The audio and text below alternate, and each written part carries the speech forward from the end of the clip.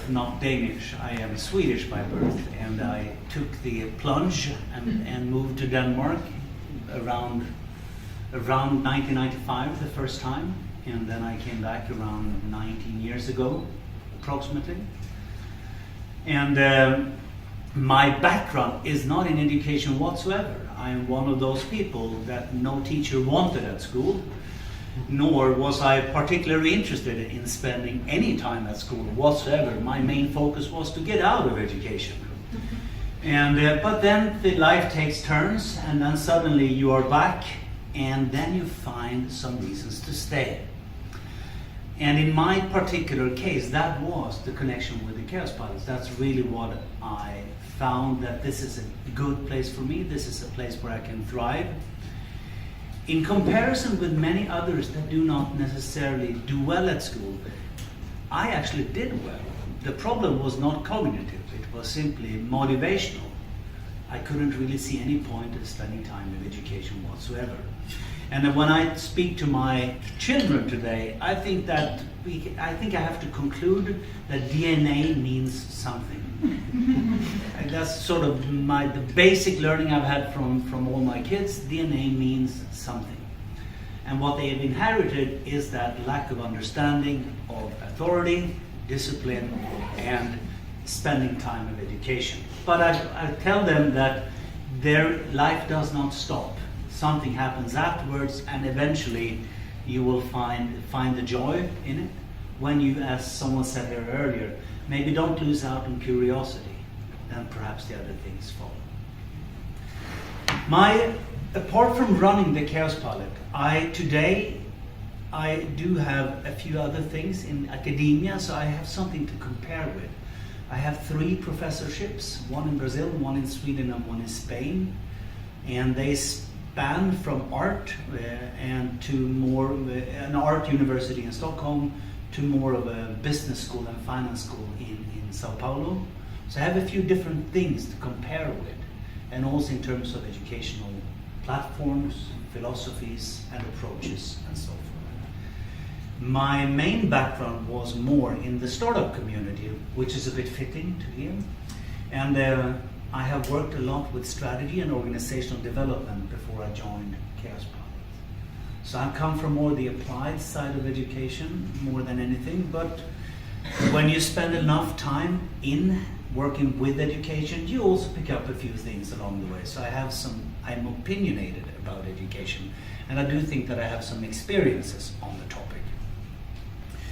And just to frame a bit, I will answer some of these questions, I hope all of them somewhat, throughout the presentation around Kaospilot. But there are a few interesting topics I wanted to start to share, because the whole thing about the purpose of education is something that I think many of us have struggled with, particularly as times change. And the other question around why does it take so long time to change in education? I mentioned to Aurimas the other day that I have friends that after school became teachers in a variety of different levels. And most of them, they are fed up with being teachers. I think everyone beside my sister, basically. And one main reason is all the reforms that education systems undergo. Because it follows the same structure in many of the Scandinavian countries. You have a new government that come in, and one of the propositions is to improve education. The first thing you do is that you put down a commission that wants to evaluate the current system. Then when that is done, you propose a new way onwards, and you start to implement, and then there is election and a new government comes on board. And then it starts all over again. So part of it, I think, in education is that we don't necessarily give it the sufficient time. In fairness to education, there is no other institution, maybe apart from church, that have survived so long time. And that tells you something about the robustness of the model, right? You have the church, 2,000 years, pretty solid value proposition, all things considered. Now you have the education. In reality, if you look back at the earliest universities, there are of course differences. but many things have stayed the same. Well, we don't have dungeons and prisons in the universities anymore, but we used to have that. If you go back to the medieval, they had their own prisons. You could argue, though, that that has not changed at all. That's basically the purpose of education.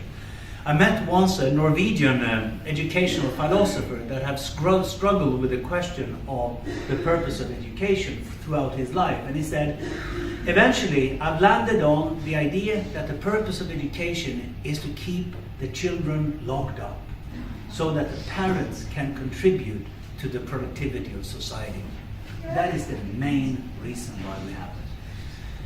I think it's a bit of it's sad, but there is probably some truth to it too. So there are a few things in all of this. I think some of the main challenges with education reform is that very often the decisions are made by people like me, and not by the users. There is a difference. That doesn't mean that when you're 12, you should know exactly everything about education, but I wonder sometimes how good we are to listen about, if we think of it from I never call my students customers. I hate that concept when it comes to education. But the idea of being of service is something slightly different. And I wonder sometimes how good we are when it comes to listen to the people that are supposed to enjoy whatever we cook up. Those are things that we carry with us, and Kaospilot can be seen to somewhat as an alternative to many of these. We, just to give you a broad, I presume no one here has ever visited the Kaospilots, right? Have you ever heard of it before you received the invitation? Somewhat. What have you heard? Maybe I should ask you then first. I actually was considering doing a degree there, but then decided for Hyper Island because that was cheaper. How can that possibly be? Sorry. Yes, I will hold that against you now. My starting point was to come to Kaospilot. Have any one of you heard of Hyper Island? It's a good school in Sweden. I met once the founders of the school. They were very good, and particularly they were very timely when it comes to digital products, and they were really nailed to come on the forefront of that understanding. And at one point I met one of the founders of this one, and he said, do you know, he says, that I've hired many of your alumni? And I say, yes, you're actually our biggest employer of alumni. And he said, yes, and this is part of our understanding of how to become successful. He said, I hire your people for the pedagogical platform, but then I don't let anyone near the business model. And that perhaps is in some sense quite truthful where we come in. And but it's a good school. I like it a lot. Kaospilot is a very small school. So when we say school today, we think of all that is Kaospilot, but we also think specifically about educational activities that stretches for more than 3 months. Because we do a lot more that I will explain to you later. And that means that in Denmark, we take in around 35 to 38 students every year. And this time, from now on, we can only accept Europeans, passport holders, unfortunately.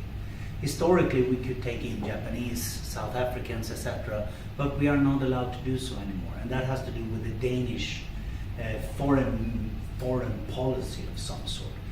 Why? Because that we are a private school, so we are not part of the national body that caters for international students. But Estonians can join. And if anyone is considering it, you have 13 days to run before the application deadline stops for you. Just so you know.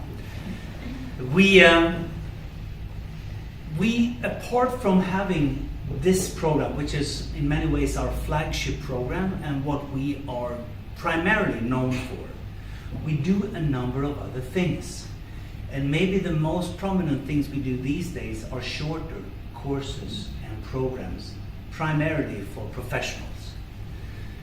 The program that have had the most people joining is a program that we developed for educations and for teachers, and primarily tertiary level teachers. We have had around 8,000 people joining, and in an adjacent program, I've learned that we have had 10% of the principals at high school levels of Estonia joining these programs. So they have been spread far, from New Zealand to Canada, from South Africa to Norway. So a lot of people are joining those programs that are interested in education. The program is backed primarily on how we think education, and that's why I bring it up. And it stemmed from the idea that we received so many visitors from ministries, from municipalities, higher education, and so forth throughout all of the 90s. Up until 2008, we had maybe 1 to 2 educations per month in general coming to visit us. And when you gather all of the questions that they came with, they often landed in questions like, how do we create an engaging student body? How do we make people, how do we activate people? How do we learn to think differently about how to create a good school environment? So we cooked that all together into a program that help teachers to develop curriculum differently. But we do a ton of different things. And we are funded by the Danish government. So even if you're a private school, we are an NGO. We are an association, so we are a bit like a football club in a way. There are a number of members that elect our board that basically hire and fire me. As a fund, we are structurally different from many other educations. We are actually the only, as far as I know, surviving education in Denmark where students have to pay to go in. It's not our decision, it's a governmental decision that you have to pay to join. On the other hand, you get extra stipends, you get grants. That sort of covers the large majority of those money. So in Denmark, all education, I presume like here, they are free, or the majority of the cost would be free. But we are the only one that receives state funding and where students pay. And you could argue, how can it be that we are the only one? Well, political reasons. And no one wants to rock the boat anymore because we have been so politically an inflamed story about we as an institution. We have been taken off the state budget 3 times and come back 3 times. So it depends a bit on who has been in political power. Now things are more stable, the last 10-ish years perhaps. But the great part of being under threat consistently is that it forces innovation. You have to think differently and you have to change or else you become obsolete. So that's maybe what has maintained that we have stayed, hopefully, relevant and unique up until now. We, as a school, we came about early in the 1990s. We started in 1991, and there are a number of factual things, I suppose, not just the legislative part, that separates us from other education. That could be good to know before I share a few stories with you. One is that we don't have a faculty per se. Why, you may ask? Well, like many things that starts in a bootstrapped way, what your limitations can become your strength. And in our particular way, we didn't have money to hire a faculty because we had so few students in the first couple of years. So what do? You hire people based on hourly payment.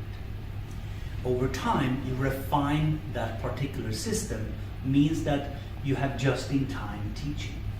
You bring teachers in when that is important, when it's the right moment, and so forth. And that the great part of this, that we don't have additional fat in the organization. We pay exactly for the value delivered. What are the drawbacks? Much of the core knowledge of Kaospilot is not something that I or my colleagues control. It is distributed to other people, which again then requires an ability to maintain a distributed network of faculty. So even if we have maybe just just below 20 people hired at the school today. We have maybe 60 others that delivers the education for longer periods of time or shorter periods of time. So cost-effective control, sort of control issues with that model. The other one, why do we take in 35 to 38? And it's quite interesting because very often when people come in, they assume that this is somewhat a magical number, rooted in deep pedagogical considerations. No, it's not. It's basically how many people that could fit the room that we were in when the school started. It's sort of function for 30 plus people, not more than 40. That suddenly then becomes the rule. And that sort of drives then every type of decision. Well, we need 35.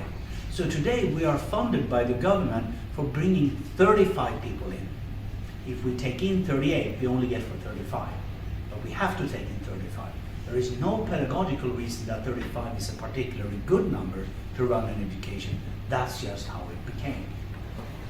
And it's interesting because in the terms of how we think of how educations change, you know the definition of an institution, right? Have you heard that before? Normally we say that an institution is a need that have evolved, it's an answer to a need that have evolved so far from the actual need so it doesn't remember why it exists. And that is sort of how we become institutionalized. There, I have a need, I can't resolve it on my own, I call you and I call you and we start to resolve this. After a certain amount of time, we need to be better, more efficient, effective, we turn it into an organization, and gradually we evolve to become an institution. And then we have forgotten all about the need that we tried to resolve in the first place. So as an institution, Kaospilot of course always needs to remember this, that there is a danger of separating yourself from your actual task. Now, are you up for some pictures? That I can show you so you maybe get a bit of a better sense of if I can get this to work.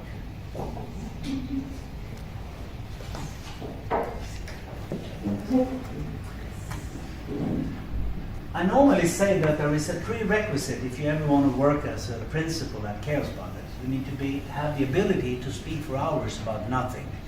So I have prepared a 5-hour PowerPoint presentation, but we'll move a bit into and let's figure out what resonates. And if there are any clarifying questions, I think the easiest is if you just interrupt me. And I will remember and see to sort of factor in the some of these questions, that some of the topics that you raised. So, how many of you have been to Aarhus? A few actually, that's impressive. So it's the second largest town in Denmark. It's on the peninsula.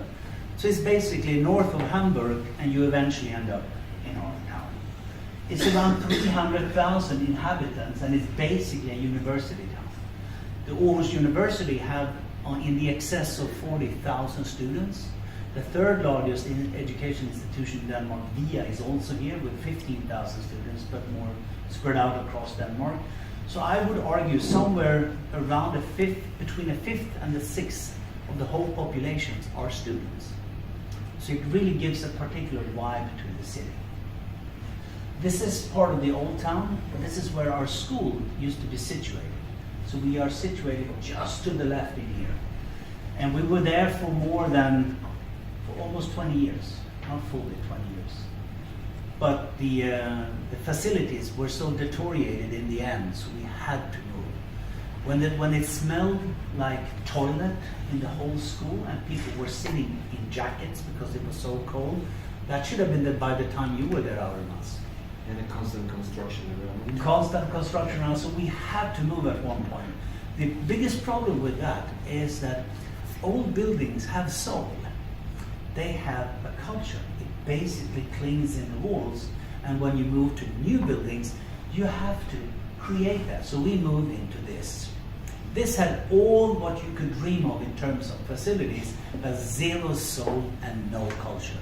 The question then can come up immediately, can you transfer it? or does it cling to the wall? Is it simply the viscosity between people? Is it the networks, or is it actually something that clings in the wall? And this was an interesting experience. So Kaospilot is a small school based on relationships. We have always operated on 2 floors, maybe 3. 2, I would argue. Here we ended up on 6 floors. What happens when you come in the morning? So we thought, design-wise, let's place the heart of the school, the reception, the kitchen, on the 3rd floor, in the middle. That would be a good point. Because there was an elevator, so we couldn't place it at the bottom, because then people would have skipped that part and gone directly for the elevator to disappear up. So we said maybe on the middle part, that would make the biggest chance that people would meet. Because meeting is important for curiosity, creativity, and so forth. What was the consequence when you come in the morning, and the morning looked like perhaps a bit like it did here early this morning? It rains, it snows, and you are pissed off because you have been biking for 10 kilometers to go to the school. You go in and you open the door on the 1st floor and say, good morning. You do the 2nd and you do the 3rd. Do you go up to the 6th floor to then go back to the 3rd floor? No, you don't. At least I didn't. I did it in the beginning, but then no. Which means that that type of community development stopped when you don't meet people. So we learned that a lot in here, what actually happens, because you can simply see it in front of you, how the community quickly loses out if you don't create opportunity for people to meet.